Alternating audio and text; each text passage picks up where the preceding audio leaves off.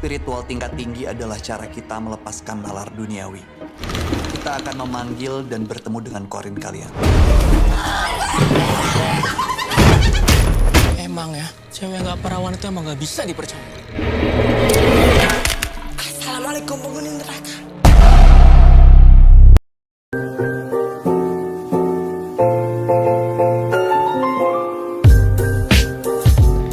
Assalamualaikum, gimana kabarnya guys? Kembali lagi bersama saya Stephen. Kali ini saya akan kembali membahas film bergenre horor. Film ini berjudul Corin. Bagi kalian yang belum nonton filmnya, silahkan tonton terlebih dahulu. Film ini menceritakan sebuah pesantren khusus wanita, di mana di dalamnya ada praktek kesesatan yang dilakukan oleh seorang ustadz terhadap santriwatinya. Oke, tak usah berlama-lama lagi, langsung saja kita ke alur filmnya.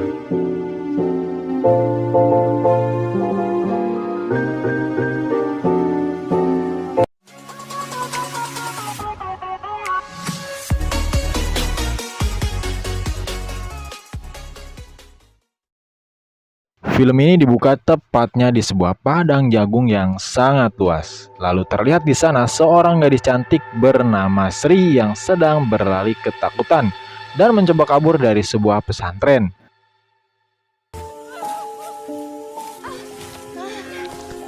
Ternyata di sana ia mencoba menghindar dari kejaran makhluk kembaran dirinya, namun gagal. Hingga akhirnya ia pun harus tertangkap oleh makhluk tersebut.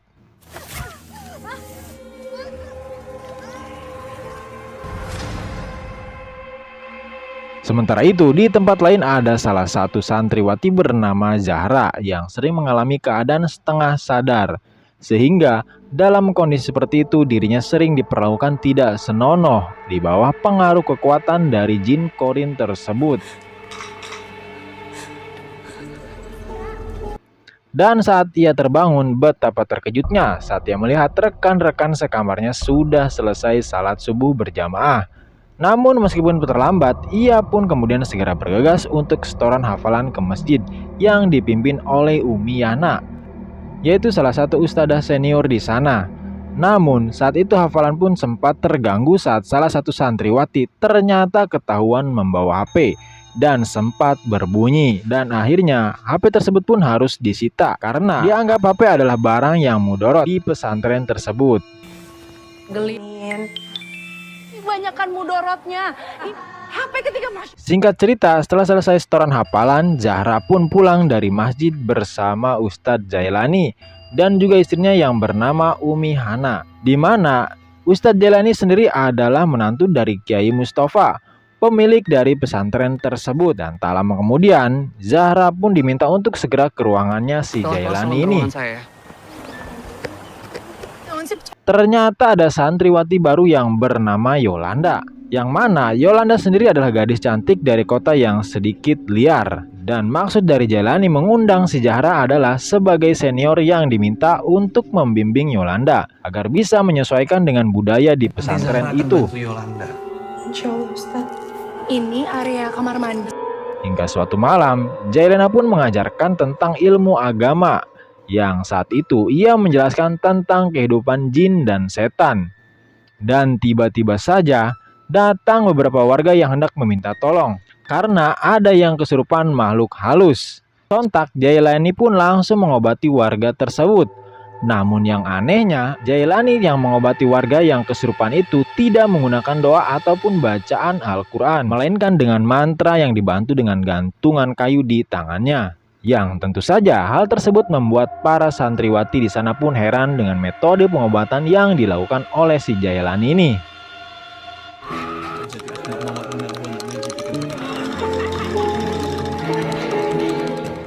Hingga di esok harinya, para santriwati pun juga tidak bisa menolak jika si Jailani yang menjabat sebagai pimpinan pondok itu mewajibkan para santri agar malam hari nanti wajib belajar praktik yang disebut dengan belajar memanggil jin Corin, yang mana jin tersebut adalah jin yang selalu mendampingi setiap manusia dari lahir hingga mati dan selalu membisikkan tentang kemaksiatan. Dan bagi setiap santriwati yang tidak ikut, maka dipastikan tidak akan bisa lulus. Jailani pun langsung berkata jika hidup itu harus melampaui batas nalar manusia, seperti memanfaatkan jin korin yang ada pada diri manusia itu sendiri.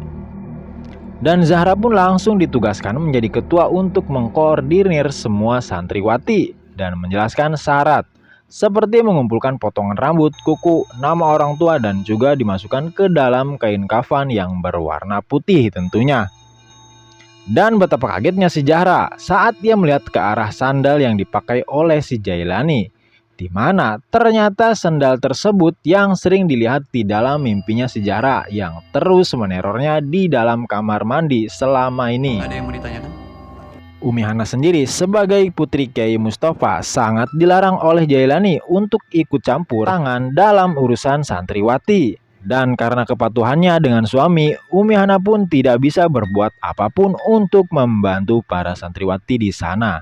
Sementara itu, di tempat lain Yolanda yang masih penasaran dengan nuansa alam di pesantren pun tanpa sengaja ia melihat banyak kandang yang salah satunya itu dijaga oleh om-om brewok bernama Malik. Karena merasa ada yang aneh, Yolanda bersama Zahra pun langsung mencoba mendekati gudang tersebut. Dan betapa terkejutnya mereka saat terlihat di sana dari bilik kandang tersebut si Jailani yang sedang melakukan ritual yang mirip dengan pemujaan setan. Dan saat itu juga ia terlihat sedang mengobati para pasien kesurupan wanita dengan cara melepas jilbabnya, lalu bertindak tidak senonoh terhadap mereka.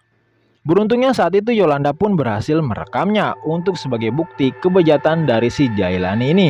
Dan yang lebih mengejutkannya lagi, di dalam kandang tersebut ternyata juga ada santriwati bernama Sri yang selama ini hilang juga disandra di sana, yang kita lihat di awal film tadi. Namun saat memperlihatkan video hasil rekaman tersebut, Yolanda malah dianggap mangkir karena telah membawa HP ke pesantren tersebut. Dan juga karena Jailani dianggap sebagai guru, maka perintahnya terkait praktek memanggil jin korin tidak ada yang berani menolak. Meskipun Zahra sendiri sebagai ketua koordinator ingin protes, namun tak ada yang berani. Begitu pula dengan Yolanda, karena saking sayangnya dengan si Zahra, Yolanda pun ikut ritual berkedok praktek memanggil jin korin.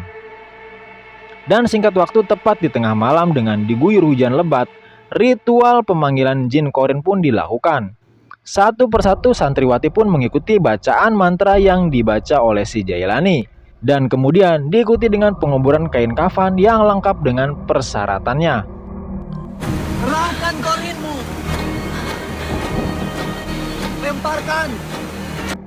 Kemudian, seperti biasa, setiap di atas jam 10 malam, maka genset pun harus dimatikan untuk menghemat solar dan agar para santri bisa istirahat dengan tenang.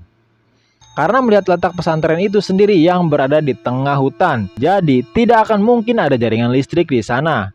Sementara itu, di lain sisi ketika Umi Hana mencoba mencari senter, di sana ia justru malah menemukan banyak sekali buntalan kain kafan di laci suaminya, termasuk kain kafan atas nama dirinya sendiri. Dan bukan itu saja, di sana Umi Hana juga menemukan buku milik suaminya yang berjudul Risalah Jin, yang kemudian diikuti dengan gangguan makhluk halus yang tiba-tiba saja membuka pintu rumahnya. Sontak Umi Hana yang ketakutan pun langsung berlari untuk mencari suaminya. Dan di sana ia pun terkejut saat melihat si Jailani yang sedang bermeditasi di dalam gazebo. Dan saat ia kembali masuk ke dalam rumah, betapa terkejutnya Umi Hana saat mengetahui jika ternyata suaminya sedang berada di dalam rumah. Dan dapat dipastikan jika si Jailani yang berada di luar tadi adalah jin korin yang menyerupainya. Hingga akhirnya Umi Hana pun baru sadar jika selama ini laporan para santriwati perihal perilaku si Jailani dianggap aneh dan bertindak tidak senonoh itu memang benar adanya. Namun sebelumnya setiap laporan tersebut selalu saja dianggap angin lalu, mengingat Umi Hana ini adalah istri yang sangat soleha. Dia bahkan gak peduli sama pesantren ini. Apa yang bilang aku menyekutukan Allah? Karena dianggap telah mengancam dirinya, si Jailani pun dengan nekat menculik istrinya sendiri untuk dijadikan sandera. Sementara itu, di tempat lain saat Zahra sedang membersihkan lukanya sebelum tidur, di sana ia pun melihat sahabatnya yaitu Ica yang juga berada di dalam kamar mandi. Namun betapa terkejutnya saat ia masuk dalam kamar dan ia pun melihat si Ica yang masih tertidur dengan sangat pulas. Dan tiba-tiba saja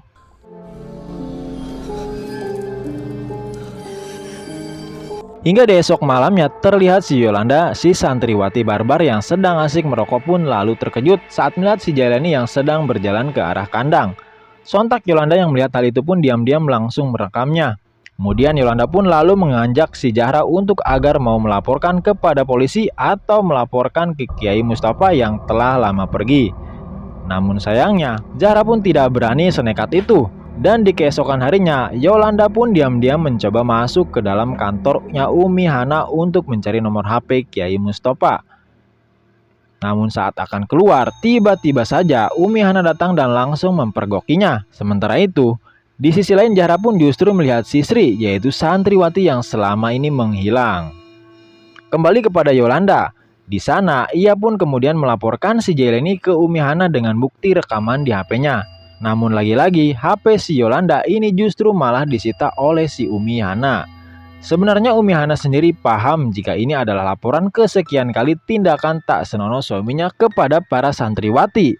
Dan saat akan kembali ke asrama, di sana Yolanda pun melihat si Ica yang sedang menangis saat bertemu dengan pacarnya bernama Yofi dari balik pagar. Di sana Yolanda pun marah kepada si Yofi dan langsung mengusirnya karena sudah berani kasar terhadap sahabatnya. Namun di sana Ica pun berkata jika Yofi adalah satu-satunya orang yang bisa menolongnya keluar dari pesantren ini. Setelah sekian banyak si Jailani merenggut keperawanan dari para santriwati, di waktu yang sama Zahra justru diancam oleh si Jailani. Jika si Zahra ini tidak mau menuruti perintahnya dan melaporkan keburukan Jailani yang dianggapnya guru, maka status perzinahan dirinya dengan si Jailani yang telah dilakukan berulang-ulang kali akan disebarluaskan.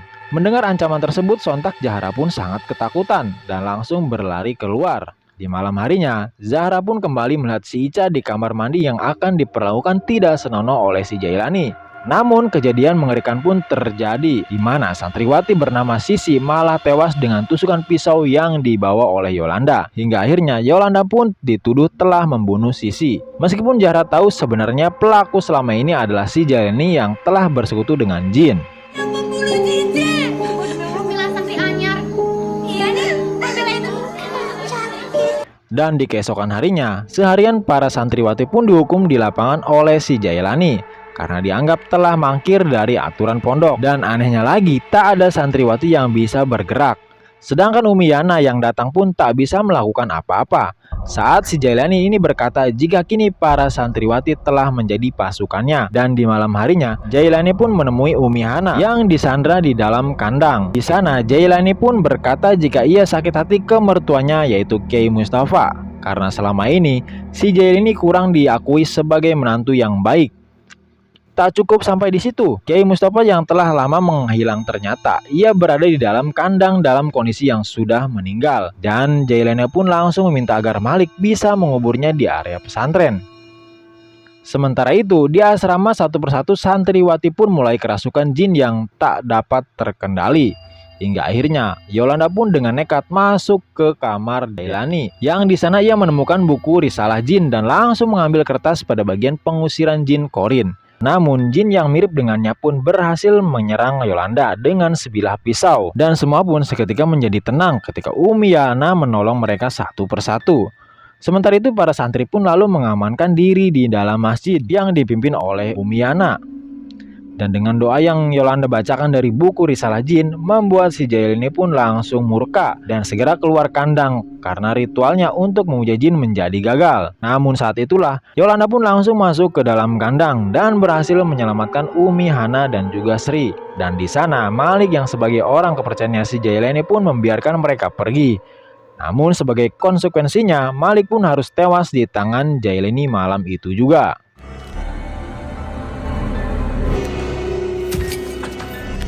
Ketika Jailani datang, Umi Hana pun langsung memimpin doa untuk melawan sihir dari si Jailani. Namun semua pun langsung berakhir ketika si Jailani menusuk Umi Hana hingga tewas.